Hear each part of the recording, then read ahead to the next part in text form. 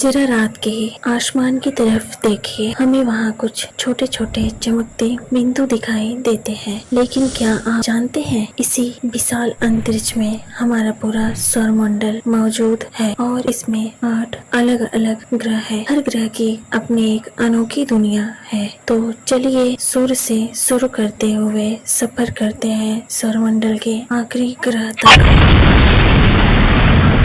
सबसे पहले है सूर्य। सूर्य कोई ग्रह नहीं बल्कि एक विशाल तारा है। इसी की रोशनी और ऊर्जा की वजह से हमारे सौरमंडल में जीवन संभव हो पाया है।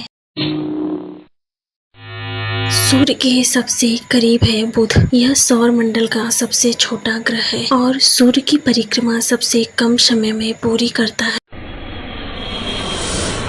इसके बाद आता है शुक्र। देखने में यह पृथ्वी के आकार के करीब है, लेकिन इसकी सतह बेहद गर्म है। इसीलिए शुक्र को सौरमंडल का सबसे गर्म ग्रह कहा जाता है।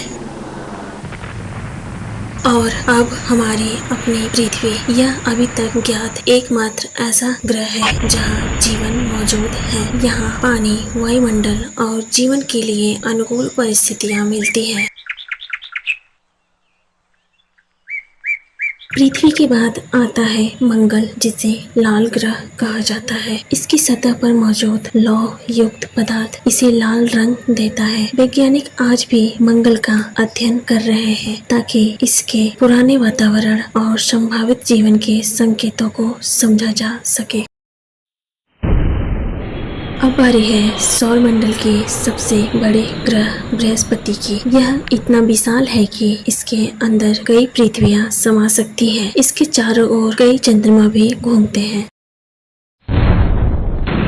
इसके बाद आता है खूबसूरत शनि। इसके चारों ओर मौजूद चमकदार वलय इसे बाकी ग्रहों से अलग बनाते हैं, लेकिन ये वलय ठोस नहीं है। इनमें बर्फ और चट्टानी कणों के असंख्य टुकड़े पाए जाते हैं।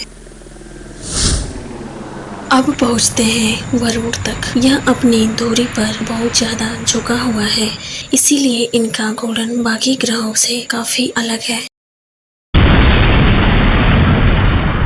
और आखिर में आता है वरुण। सूर्य से सबसे दूर स्थित 8वां ग्रह है। यहाँ बेहद तेज हवा चलती है और इसकी दुनिया हमारे लिए आज भी कई रहस्यों से भरी हुई है।